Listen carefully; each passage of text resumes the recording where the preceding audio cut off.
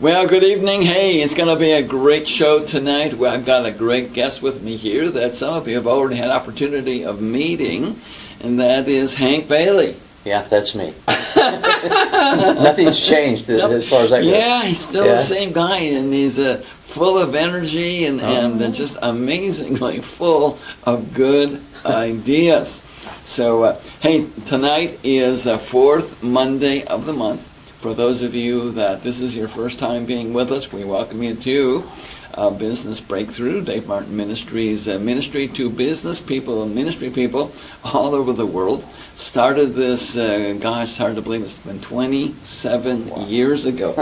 Yeah, it's a long time. I wouldn't have believed it if you didn't say it. But yeah, well, it's the truth. 1992 it was.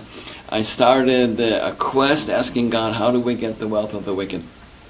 And he showed me lots, and if you watch our first Monday of the month is what we call introduction and orientation. So I'm not going to take time right now to go into that, but God showed me this real basically that he was raising up business people to places of opportunity because they have an ability to have no ceiling.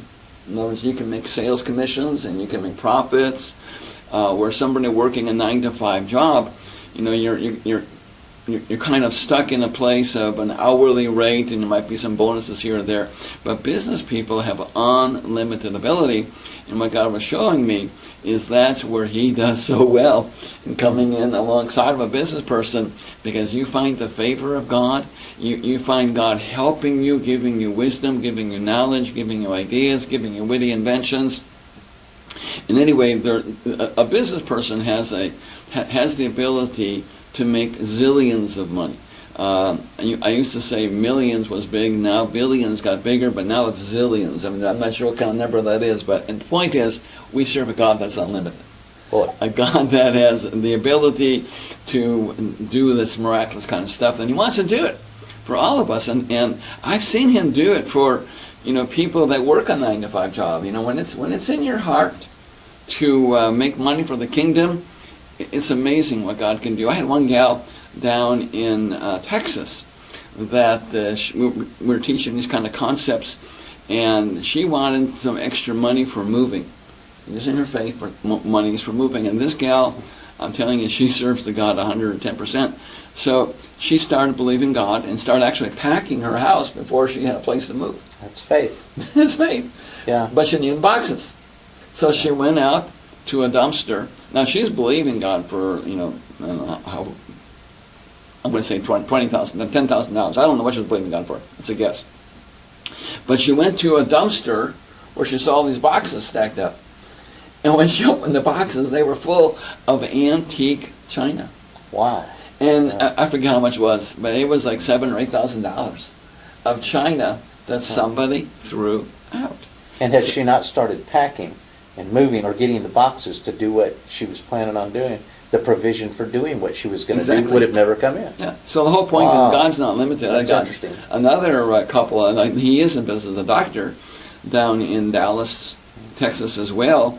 And again, they were going through my supernatural discipleship program. We're teaching people how to hear the voice of God, walk in the Spirit, and anyway, they really got a hold of this, believing God for more money to the kingdom.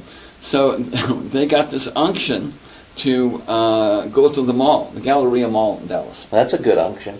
I've been there. Beautiful mall, very high end. Anyway, this winter on assignment, so they're just walking around. They're not shopping. They wasn't there to buy something. They were just going there because God said go there. So they go there, and they're walking around the mall, and they notice something sparkly on the floor. And thinking because it's Christmas time, might be garland or something. Turned out to be a bracelet worth $40,000. Wow! I mean, we're talking a high-end store, so a mall, so high-end people go there, and they were going to turn it into the lost and found type thing. Right. So they asked somebody where it was, and they thought, what's this good idea of what it's worth?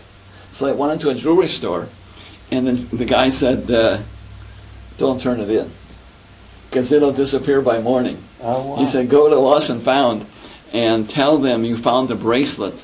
Right. And if anybody can identify it, then you have it. Right. And they said, well, what's it worth? And they said, pretty close to $40,000. See, God is not limited. And whenever I tell this story, remember the Beverly Hillbillies? Oh, yeah. A man named Jed? A guy named Jed, yeah. And Poor what happened mountaineer is barely kept his family fed. he shot a rabbit and found an oil well. Well, yeah. You know, God can do that. You know, I went to Bible school with Ellie Mae. Did you? Yeah, Donna Douglas. Right. I've met her before. Yeah? Yeah. Yeah, we know she's in heaven now. Yes, I heard that. Yeah. And that wasn't that long ago No, either. it wasn't either. No. So the point here of all of this is that God is not limited. God, you know, you don't have to be in business. God can find a way to get you the money when your heart is for the kingdom. But what God showed me is that as a business person, you have a heart for the kingdom. He wants to come alongside of you and help you beyond anything you can ask, think, or imagine. But at the same time, there's resistant forces, and this is one of the main things about this ministry and what this ministry is all about. On Monday night, the first Monday night of the month, first Monday of the month is always introduction and orientation. That's where you learn about the ministry. Second Monday is about teaching. I teach people how to get God involved, how to fight spiritual battles, how to visualize. That was last week's program, by the way. Awesome. Last Monday's second Monday of the month. Last week we had Christine on, and you know Christine. Yes, I do. Great job talking about how to start a cleaning business. So second Monday of the month is where I teach about the spiritual resistance and how the devil is going to try his best to stop you in your business. That's why we form a prayer network every month. We have people right after the second Monday, put people into prayer groups, and you get 2 prayer partners to pray for you every day for 2 minutes a day, and you pray for 2 people. Anyway, that happens on the second Monday. Third Monday, last Monday, we had somebody that Pink knows well here in Tulsa, and that was Christine. And she talked about how to start a business. So third Monday is business opportunity, and tonight, fourth Monday of the month, is where we try to give you some insight into how to do business more effectively. We call it business development. So got some great archives on this, but tonight we get the pleasure of hearing from Hank. And so Hank, we're excited about this, and I can barely wait to hear what I'm going to say. Not really sure. You know what's funny is that's true. I've known Hank long enough that he speaks by the Spirit, and we may start at one point and end up somewhere else totally unrelated. Yeah. When you say that was a great journey.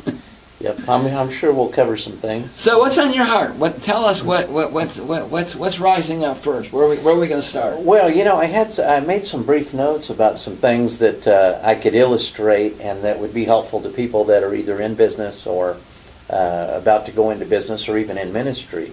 But one thing came to mind while you were talking, and that's that, you know, we're talking about things that come supernaturally against our businesses, and we have to recognize that that is true. And we have to learn to walk in the authority that God gave us over our businesses and the position He put us in. But don't look at all resistance and all battles that come against, or all attacks that come against your business as a negative thing. The Bible, for some reason, says that in all things give thanks. It's true. It even is so bold to say that all things work together for good to them that love the Lord, called according to His purpose. Does this mean a fire at your business or a tornado could be a good thing, or that works together for good? Could it mean that somebody who robs you or something like, you know, these negative attacks that come against us, do these actually work together for good? I was actually pondering this while we're talking. Instead of thinking about, I'm going to give you some examples, I'm thinking about the spiritual precepts and truth that override a lot of the natural factors that we face on a daily basis. Yes. And the thing that occurred to me is, one of the biggest enemies to a business owner is immediate success. I feel like one of the biggest interferences with personal and spiritual development is too much money too quick. Too much success in business. Just try to visualize this with me. Let's say you start a business and you have a dream of making $100,000 this year, but you go out and your very first efforts come out better than you ever hoped, and all of a sudden you've made $120,000 in the first month. and it looks like you're going to make more the next month and more the next month. This is something that we would hope for, that God would do for us in our life, much more than we imagined, much more than we hoped, all that. But if that happened, what happens to you personally? And I was thinking about what happens to a business owner personally when they meet immediate success, and now they are financially empowered to be more of what they were the day before the check showed up. What kind of growth actually takes place? You see, I'm a person that I've met a lot of business owners. I used to be the president of a chamber of commerce here in Tulsa and on a board of directors of the largest chamber here. I have found that business owners are very self-destructive, and that if they have enough success to keep them from having to make changes in their life and develop new habits or some kind of new philosophy, they become more of what they were and become abusive, not only to their spouse, but their employees around them and their customers. They don't change. See, I believe that in business, a Christian business person has the opportunity to learn things at work and in their business that they didn't get at church. Oh, they might have heard it at church. They might have been exposed to it at church, but they don't actually believe it and actually don't think it's real or relevant to them until their business makes them have to face the thing they didn't take care of at church. Okay? So there are things that we need to do and change and see, and that's why we started off on a positive note when we did a little introduction to this. We talked about seeing something positive in your business that you might not have noticed there. And remember when we started off, what was this, a couple weeks ago, we did this, talked about actually going and sitting with your employees and planning what they're going to do on the weekend in order to make the time we have now and the money we're earning now, the lifestyle that God has given us now, to make it maximized, to make it efficient and effective. You know, and because of that, it's a greater value. It's kind of like taking the car that you own now and cleaning all the junk out of it completely, and then spend an entire day detailing it, windows, and I hate doing this, the inside of the windshield, all the way up there. I mean, I can detail a car really good, but I don't like it at all. But I'm good at it, super good at it. And so I know what it's going to cost when I start. It's a job. But I can spend 2.5, 3 days really doing a hard detail on a car. But when you do that and you take the time and invest in it, the same car you had, the very same car, brings back so much more joy and so much more pleasure, and you even see yourself going places and doing things in this car you didn't even visualize 2 days before, even though it's the same car, the same payment, gets the same gas mileage, has the same miles on it. And yet when you do that, it totally changes your experience. Now, that's just a car. Does that apply to my business? Well, I guess so. Well, I think it does. I think it applies to our house. I think it applies to our relationships. And I think it applies to our business in particular. Mm-hmm. And so that's what we're focusing on. And I know this has happened to me. It's one of those things, again, could happen to anybody. Anyway, It happened to me. So one time... Before you go there, go ahead. So I want to interject something, because we got some people that are always the first time. Okay. And so Hank made a reference to being here a couple of weeks ago. Oh, correct. Well, Okay. you did So, that. yeah. I want to plug this in, because the first Monday of every month we do introduction orientation to this ministry, and if we can, we bring in our guest for 15 minutes to talk about what they're going to talk about on their guest night.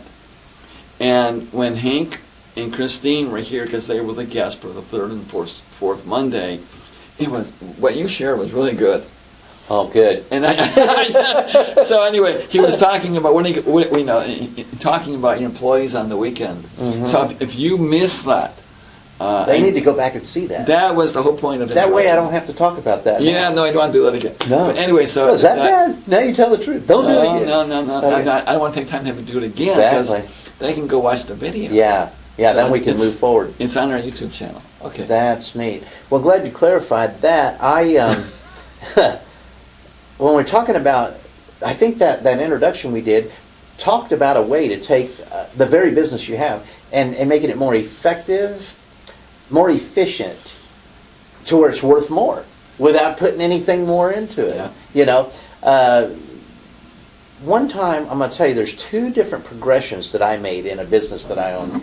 And any business I've ever been involved in, I feel like it's the last business I'll ever be in. I mean, I'm living it like, and I think this is the only way to go. Whatsoever you find to do, do it with your might, your soul, everything, your spirit. It's like when I take on a business deal, you would, or even go to work somewhere, you would think, I never plan on changing that the rest of my life. I go into it full bore. Like, if it doesn't work, God can't say I didn't put my heart in there and go after it.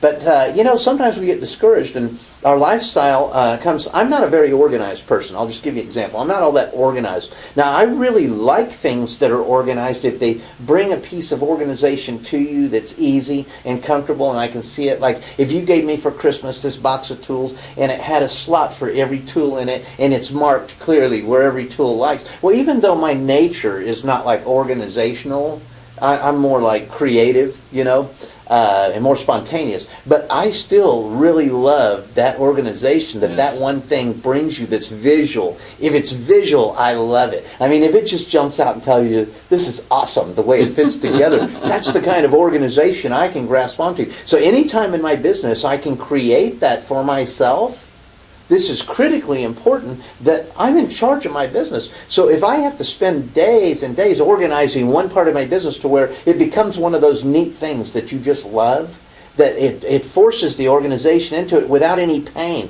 and it makes you see it and appreciate it because it's visual, it's like, that's well worth doing. But nonetheless, there came a point in my business where, not being really organizational, I would be more busy doing stuff, so things were kind of here and there, and not really in a perfect order. I knew where to find them, I knew how to get it, but it wasn't really ticking like a clock, And the weirdest thing happened. It was a series of events, and somebody one night came and cut my roof open on my shop in the middle of the night, lowered down through there in ladders, and robbed us, and took my work van with my name on it, stuffed it full of our stuff, and drive it out of there. Driving down the road in my van in the middle of that with my name on it. No, this wasn't a dream. This stuff. is real. This happened. And bad dream. Not just that. It was such a bad dream. They weren't happy stealing all the stuff. They destroyed things and vandalized the place on top of that. Like they had extra time left over. And then packed my van up and take it. Well, things went very interesting after that, and that's a whole different show. But nonetheless, me being an ex-cop, I kind of took things into my own hands a little bit. But nonetheless, we won't go there today. I will tell you this. The important thing you need to know is that at that moment, it was that week that God gave me a new love for my business.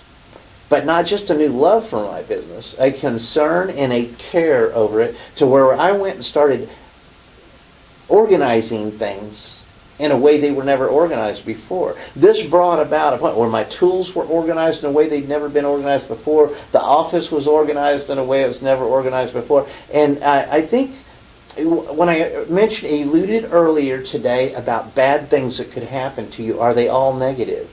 The Bible says they are not. Yeah.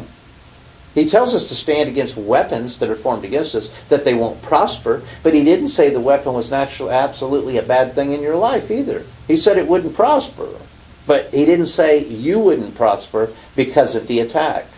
So there are attacks that will cause us to build new relationships. There are attacks that will cause us to break old relationships. There are attacks that will cause us to reevaluate who we are. There are attacks that make the mistake of making us reevaluate who God is. That's good. Okay? That's good, Hank. So bring it. Come on, devil! Well, see, you can bring it, but we don't have to receive it. Yeah. There's a point where we say bring it based on this. God will restrain that thing that cannot help us, because he says all things work together for good. Now, somebody's either lying or there's a truth in this here, that attacks are a normal part of doing business, but it's how you respond to them. And if you have resolved to let every attack help you in your relationship with God and in your character, and reevaluate what you've been doing so that we can become more efficient which is more effective. And Jesus used the word expedient. I think that I remember off the top of my head 2 times in the Bible I can think of the word expedient. One being where one of the apostles said, some things are lawful, but not all things are expedient. So I think about the expediency being effective. Some things are lawful, you can get away with it in the Bible, but it may not be effective or efficient or expedient. Another time Jesus used the word expedient, and he goes, I'm going to leave now. I've already died for your sins. I've already saved you. I've already brought you the Holy Spirit here. Now, I'm going to leave now because it wouldn't be expedient if I stay. Because if I stay, I cannot send the Holy Spirit to you to do all of the special things He's going to do that you weren't getting out of your relationship with me. I came to redeem. I came to pay. I came to love, to do all these things. But what I'm doing now, I've done my part. I am leaving, and I'll tell you exactly where I'll be. I will be with the Father who is in heaven, lest you wonder. And he makes it very clear. But it would not be expedient that I stay any longer. And I'm using that word now because the expediency in our business is a very important thing. But even Jesus said there's a time I need to check out. Do you know where this accidentally leads me? Before you go there accidentally, I want to share something that's which is rising up on the inside of me. Go with it. And talking about the trying of our faith. Right. And, what comes to my mind, well, first off James says, the trying of your faith produces endurance. Well, it says patience. Endurance. Oh, it doesn't say but really it's endurance. Newer translation would say endurance. I think it's a spiritual muscle. But here's a good example, and it plays into what you're saying. But Jesus in Mark 4 was teaching the word as much as they could understand it. But he says, get in the boat and go to the other side. Mm-hmm. I mean, he had full understanding the storm was going to come.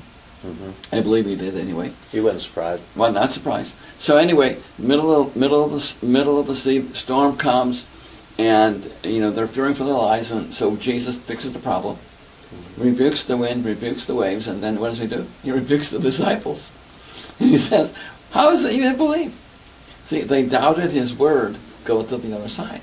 Well, what's interesting is God doesn't promote us beyond our ability to stand, and he wants us to learn through the trying of our faith so he can promote us to a higher level. Yeah. So 2 chapters later, Mark 6 comes, and the same storm, basically the same kind of a problem, is going to hit him again. Pops up again. Yes, but second verse, same as first. he's not in the boat this time. Right. So when he comes walking on the water, and they're fearing for their lives, and what happens is, it's amazing. It says there, he saw them toiling in rowing. King James saw them toiling and rowing. Well, toiling is the Greek word ilano, and basanizo, and it means to be tortured. Whoa! It means that's the first definition. And he saw them being tortured by the adverse scenario, and it literally means to be under demonic oppression. Oh, wow! He saw them in this horrible place. He saw them toiling in rowing. That's the Greek word ilano. And actually the word basino comes from the word basanos, which means going to the bottom. He saw them. Boy, you know a lot of words. Well, he saw them in a sinking ship. He saw them toiling in rowing, ilano, which means to push you around, wind, oars, or demonical power. Wow. I mean, they were under severe attack. But you know what it says? He saw them toiling and rowing, and it says this, he intended to pass them by. That Jesus intended to pass them by? Yeah, but why? Because he wanted them to grow strong in the midst of adversity. Mm-hmm. All things work together for good, so that the bad is going to produce good if we refuse to let the devil get the best of us in our mind more than anything. Anyway, bad, I believe God never causes bad, but he'll always use the bad. He'll use the adversity like your theft to make you a better person and your business a better business. Yeah. There's things we have to do to become as efficient as possible, but a lot of times these ideas and these resolutions start in our spirit. They don't always start with a business plan. Sometimes it's about starting in your heart, and about, in fact, if you don't believe me, the entire dream for your business typically came from your spirit. Or I remember when I first started an automotive business one time, it was like I was laying in bed daydreaming about the logo and the trucks I was going to use and all this stuff. And I mean, I'd lay I didn't have anything in my hands. There was nothing. I had not leased a building or bought a vehicle, but I'm seeing clear as day laying there this dream of this thing, and it comes from inside you. And so once you have your business, the changes are going to come from you. You're the one at the helm of that ship. So you were accidentally going to go somewhere. Did I mess that up? Well, I don't know. You got me so far off track. There's no telling what I've. Let me tell you about. We're actually talking about progressions, okay, and progress and progressions. Progress and progressions are normal in your business, just like seasons in your life. And they come from negative things such as the burglary, but they also come from positive things. You remember when we talked about how to sit down with your employees in order to retain employees, and we talked about planning the weekend, what they're going to do on Saturday, and all that kind of stuff. If you don't know what I'm talking about, go back and find that. And what did they look under to find that? Business development. Business development. It was the introduction we did about 3 weeks ago. Oh, yes. That was, no, that would have been February introduction. February introduction to business breakthrough. Okay. Don't know what we call it when we get over here and talk. But nonetheless, look that up. This led me in another train of thought when we're talking about your weekend and your time off. I remember when we made the decision to start closing on Saturdays. Okay? Because we were running 6 days. And the business that we had really needed to be open on Saturday, it seemed like. But I remember when we decided to close on Saturday, and I really wondered if we could do that or not. This was one of those progressions that's a major deal. And it goes right along with this thing about planning with your employees, what they're going to do on their time off. And I decided the whole reason why I went into business was in order to have a better lifestyle, not a worse lifestyle. To be able to spend more time with my family or my church, not less. So I remember I made the distinct decision we're going to close on Saturday. And I remember how much I struggled with that. Because at the time we made the decision, money wasn't flowing yet. It was still hard. And so the idea that you would walk away from business, my idea of business is I was a driver, manager, I was fixer, fix everything, do anything. So if potential money was there, then clearly I was supposed to just keep going after it until it was done. But I remember making the decision finally that no, that might not be the best way. Best way might be to go ahead and see how much more we can get done during the 5 days and then take that 6th day off. That's good. And after we made the decision, after about a month had gone by of doing that, and maybe more like into 60 days, by the time I went back and reevaluated where we were and how that worked, I decided I'd never go back. There was no reason in the world for us to have been working on Saturdays. You couldn't convince me now to turn around and go back and do it. Now later I went to work in a different business. It was more of a partnership at this time, less of just an employee deal. But we decided to take Fridays off. So we had Saturday off, Sunday off, of course, and then close on Friday. And a 4-day week. Yeah, so you have a 4-day week. And I think back on that, and I realized that when I left that situation, it really made for better morale. It made us be able to face stress and be more intense during the Monday through Thursday, where we were like a military operation, really pressing all 4 of these days. And we would accomplish enough to have a successful business. And then have Friday off, so you were never more than 4 days away from a 3-day weekend. Now that's pretty special. Yeah, and it's like, I don't know what God's going to lead each one of you to do, or if you're at that point yet, because there's times and seasons, but I can tell you this, it really does change your own viewpoint of your own business. If a burglary can't do it in the negative way and make you love and have more concern for your business, perhaps the goodness of God and the joy that your business can bring you would be what motivates you. And having a Friday, Saturday, and Sunday off to live the lifestyle that you want to live with the fruits that you've already grown, That's kind of nice, because what good does it do to have blessings if you have no time to use them and no time to enjoy them and no freedom with your family and stuff like that? So when you went to a 4-day week, Mhm. did you go to a 10-hour day? If I'm remembering correctly, it was more like a 9-hour day, but it was more intense. It's funny, if you know you're only going to work 4 days, sometimes you can drop the hammer a lot better because it changes your philosophy on what you're doing. See, the minute you realize I'm going to give myself a 3-day weekend every 4 days, it changes your philosophy of who's working for who. It changes your philosophy of who's blessing who. So if all of a sudden this business is providing me a Friday, Saturday, and Sunday off every week, how hard am I willing to work back for that tool or that vehicle? Much harder, much more intense, because it's not robbing me of my free time, it's giving my free time, and I'm able to segment things a lot clearer in my mind. I'm able to, see, men are kind of think in boxes anyway, whereas women tend to multitask and juggle things all over the place. Men tend to get in one box and focus on that, and then finish that box, get out of it, and go to the next box. And they won't touch the next box till they've completed this one. Well, this gives us the ability to segment the work time into Monday morning till Thursday night, and really drop the hammer in that, and push all the other things out of that box. Now you've got 3 days to do special things. Now, when I left that situation and started another business, and when I started the other business, I was already used to working this Monday through Thursday, and then being off Friday and Saturday and Sunday. But this new business didn't necessarily guarantee me that I was going to be able to keep up that same type of success level. Because like I said, times and seasons are not always the same. Right. However, here's what happened. This is interesting. I thought I'd share this with you all.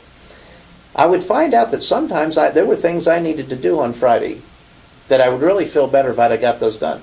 And you know what happened? I went ahead and worked real hard during the Thursdays, and I looked at these Thursdays as hard days. But psychologically, I knew Friday was off and it's mine, right? So I'm relaxed. I can do what I want on Friday and it's off. So if I decided that, hey, I'd like to run in the office and do this one thing, my choice, right? I didn't see that one who's coming. going to stop you? This could be something I'll get out of the way, and then come Monday morning, I'll enjoy Monday and Tuesday, Wednesday morning, because I can do the other stuff without this one thing in my mind, and so it'll make the work week easier. So not only am I making my own personal time easier by giving myself 3 days off, I have so much overflowing in my heart, and I don't really need Friday. Friday, I'm good, or maybe it's cold outside anyway, I'm not going bass fishing. I'm going to run down to the office and do this one thing. Well, you know what ended up happening?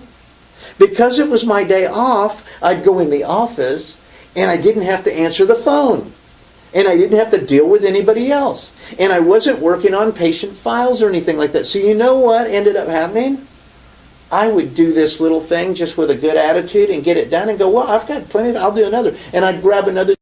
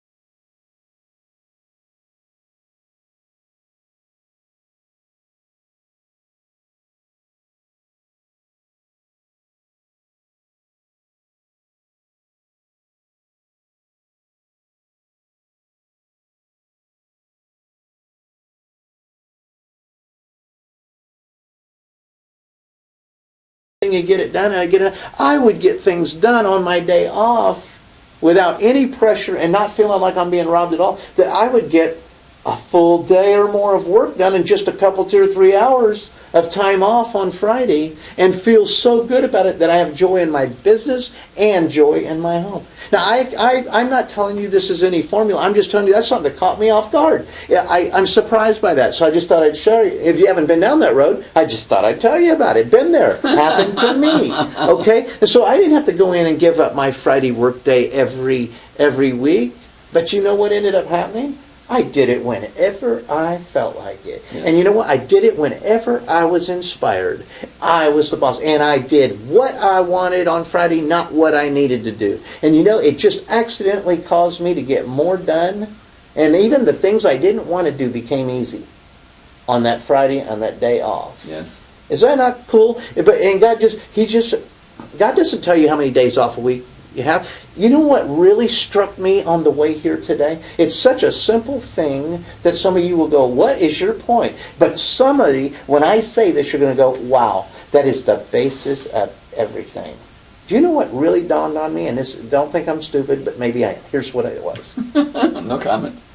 Our time is not ours. That's true. We're not our own. Sure, it's true. But how obvious. This is one of those little principles that is everything. Everything else revolves around it. Our time is not ours at all.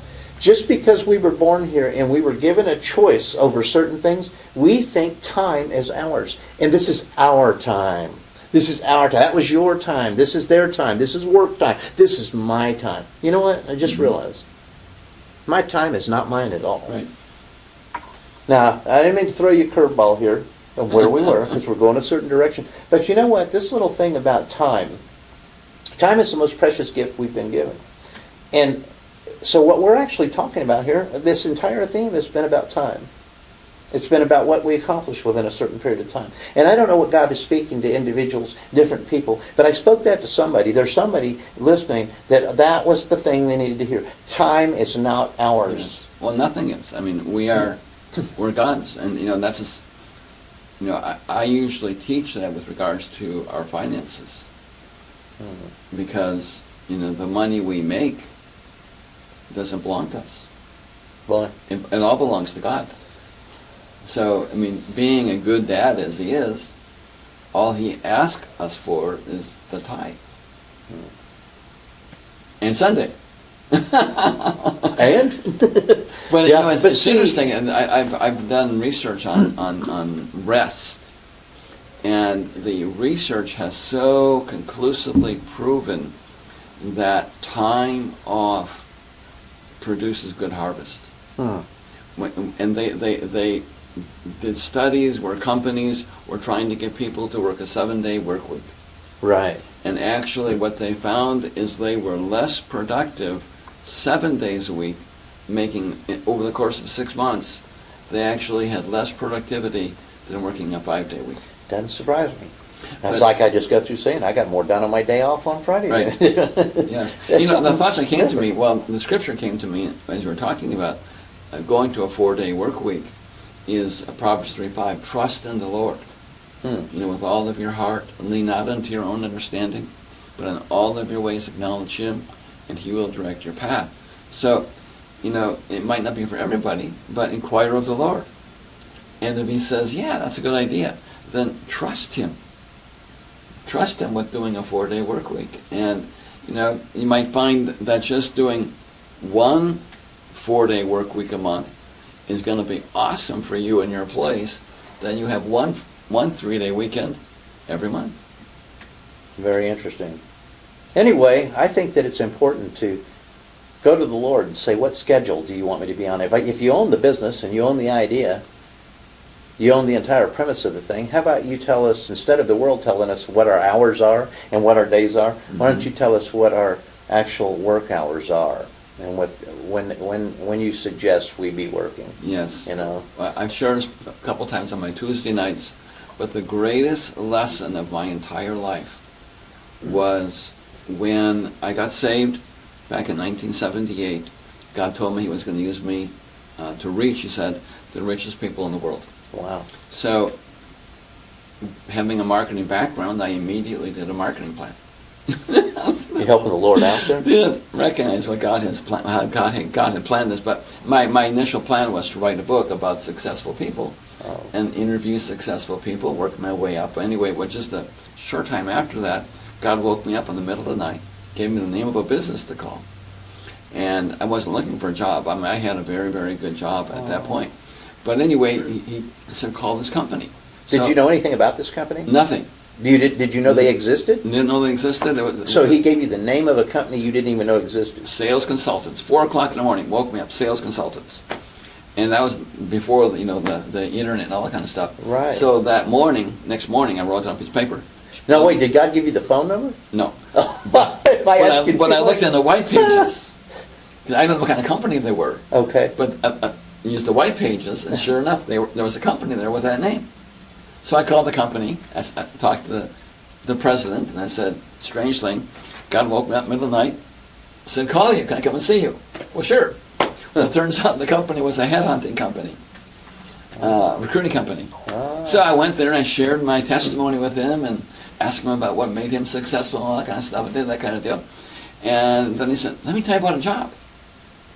Well, I wasn't looking for a job. Now, the job was with a very, very prestigious company. It was like the top 5 in the world for point-of-sale merchandising. They did all the Ford Motor Company showrooms. They did, signage and stuff like that. So they wanted a new executive. So anyway, but they were offering less money. I had a company Less car money than what? than I was making right now. Okay. So no company That's car. exciting. No, I had a company car. They weren't offering a car. They wanted a 2-year contract, which I didn't want to do at that point. They wanted an education I didn't have, but less money. So nothing made sense. So wait, they're offering you a job that requires less education than you had. More education. I mean, than requires more education than you had, and they're offering you the job. And he wasn't offering. He was telling you about a job. Oh, telling you about it. Okay. He was wanting to connect me with this company. Gotcha. Anyway, So you didn't think, number one, it didn't pay enough. Number two, they were going to be making demands you couldn't meet anyway. yes. Okay. Nothing made sense. But here's the lesson in this. I called them the next day, and I said, I looked at your materials and did it real briefly. I said, but I'm not interested, thank you. I hung the phone up. Never say never as a Christian.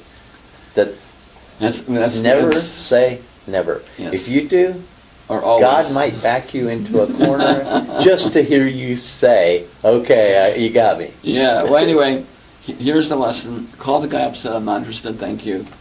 As soon as I hung the phone up, God said, that is your new job. Oh, didn't take long for that to happen. Immediately. I hung the phone up. That is your new job. Immediately, God said, that is your new job. And here's the And you've made your boss mad. Way to start, Davey. Yeah, well, he wasn't the hirer, he was the connector. But anyway, Okay, good. I hung the phone up, and here's the lesson of my life. Okay. I said, God, why didn't you tell me In advance. before I called the guy? Right. Now, you already think I'm a little crazy. I called him because he got his name in the middle of the night. Now I'm going to call him back and say, when I hung the phone up, God said to me, that's my new job. Yeah, isn't God always making us look stupid? But here's the Or is there some other part of it that, yeah. Here's the lesson. God said to me, you never asked me. You never asked. You never inquired of me about your future. I guess the listeners out here, that's not just a story, that's not another line in the story. You never asked me is the punchline. There are so many people that will buy a new car, a new truck without asking God. Everything. Go buy a boat because it's a good deal. Now, I know, I've bought plenty of boats. I've got a lake cabin with a bass boat sitting right there right now, preaching to the choir. But I'm telling you, I take God shopping with me when I go after a boat. I take God shopping with me. I've got a motorcycle story I can tell you something that would blow your mind. It's just beyond belief. Yeah. About how God got involved in that. It was ridiculous. Okay? But to not ask God about where you're supposed to go to church, where you're supposed to live, where your children are supposed to go to school, whether you should buy that house that you think is a great deal or not, to not ask God and say, man, get serious here, tell me an answer, it is suicide. It is crazy. You know, we got 5 minutes left, so we got into closing thoughts, but I want to just close this loop here a little bit, because what you just said is so absolute truth. We need to inquire of the Lord. But here's something God's really impressed me with, and this is a good takeaway for us today. In Proverbs 3:5 again, it says, trust in the Lord with all of your heart. Lean not unto your own understanding, and in all of your ways. Acknowledge Him. In all of your ways. So, you know, here's what happens to so many people in business. Yeah, we inquire of the Lord about the boat and this and that, what I'd call big decisions. But God wants to be involved in the little things. In everything, give thanks. In all of thy ways. So, you know, you sit down and you have the agenda for the day, the plan for the day. Was God involved in it? If not, take time to put your day before Him. There might be 20 people you could call on a sales call, but I can tell you, 1 or 2 of those people are your best prospects today. Might be 2 different people tomorrow, but you know, maybe the one you were going to call had an argument with his spouse. Maybe something went wrong with the car, and you're going to make a sales call, and they're going to say, no, nothing to do with you, everything to do with their environment, what's going on. See, God knows all that stuff. So if we can make a plan, procedure, if you will, make it a part of everything that you do, before you do it, inquire of the Lord. You know, but then if you don't hear anything, back, don't become paralyzed. No. The Bible says that a man devises his own ways, but the Lord directs his steps. So what we're looking for is to come to God first, say, if you've got something to say, sir, I need to hear that first, because I work for you, this is all yours. Now, Yes. If you're not talking, and you're not saying anything, I assume that I'm supposed to go ahead and continue doing the last thing you told me to do the last time you spoke, and I'm going to move forward. You keep going bravely and boldly with the lead you feel in your heart, the thing you feel inspired to do. Commit it to God, and then go after it, because a man devises his own ways. And the Bible doesn't say, but God rebukes him. It does not say that. It says a man devises his own ways, but the Lord directs his steps. Is that not a precious thing when you're in business for yourself? That's absolutely awesome. You know? That's absolutely awesome. So, That's really good. How long do we have? What, about 2-3 minutes? Or You got what? 3 minutes. 3 minutes. Let me say something here about employee retention. Employee retention is something that's very important for the smallest business. It may even be more important for a 3-man operation than it is for a 30,000 person company. But you know, the Fortune 500 magazine did an article one time on, and they interviewed all the largest corporations in the country to find out what was it that caused employees to leave your company. And they found out through a study and through interviewing all of these people through exit interviews that the number one reason why people quit working for a particular company was their immediate supervisor. So what we want to do is make sure that if we're a small company and we've had to rely heavily on, say, our number 2 person, that we do an exit interview and ask for that with every employee that ever comes to work for us. Get them to agree with you in advance to do an exit interview with you and have it in writing that they owe you that, about an hour exit interview, and find out what their reason for leaving is, because it might, if it's the same pattern over and over, happens to be this number 2 employee that you count on so much, that we might need a change there, because even the largest companies in the world are suffering from the syndrome where employees will leave a lifetime career with retirement, with they've had longevity there and everything, and seniority. They will leave because of their working situation with their direct supervisor. If you are their only direct supervisor, and in the exit interview they say and they're leaving because of you, don't be afraid to have a chit-chat with yourself. And ask yourself if you have developed the skills that you need to be developing, or if your priority is so intense to always make the business operate, if it totally overrides and overrules the dreams of that employee. Because if you can't make that employee's dreams in life come true, and his will, and God's will in his life as well as yours, you might be out of balance there. I don't know. Do you have any thoughts at all on that, Dave, in the last moments here? You hit a real button for me, because I had to face a reality last year that I was a problem. Wow. Well, I didn't mean to bring that up. Oh, I know, but it's true. I had to face the reality that I was offending people because I like things to be right. I like things to be done right. I like things to be done with excellence. And when people are not doing that, I was offensive. And I had to repent and recognize I had to fix the problem because it came up from a number of different people. So, Wow. yeah. Wow. This is not really our favorite show. Truth. Same with me. I think my biggest problem was when employees were always wanting things and always taking, they weren't sensing how much pressure was on the business. I would let them know that the business isn't making money, but they are, and I thought that was a healthy thing to tell them as a younger business person. But what I found out was it made them have fear in their own future of working here, and didn't ever feel like this is the ship that I can sail the rest of my life on. And so being too open and telling all of your business as a small business person to your employees is not good, because what we fail to remember as employers is that this employee is looking at us as their entire future. How do we make them feel? How safe do they feel in our little boat?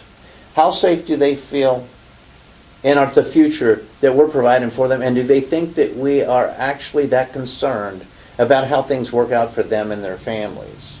So Yeah. I don't know.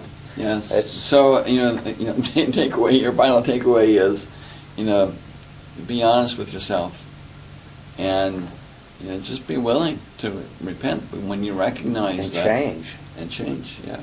So. You see, I really believe God uses our businesses to change us where going to church won't.